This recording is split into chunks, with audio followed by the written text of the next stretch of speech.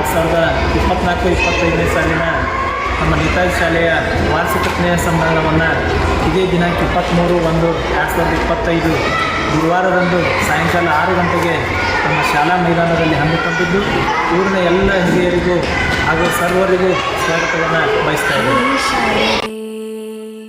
ದಯ ಪಾಲಿಸು ಈ ಬಾಳನು ಬೆಳಕಾಗಿಸು, ಹೇ ಶಾರದೆ ದಯ ಪಾಲಿಸು ಈ ಬಾಳನು ಬೆಳಕಾಗಿಸು.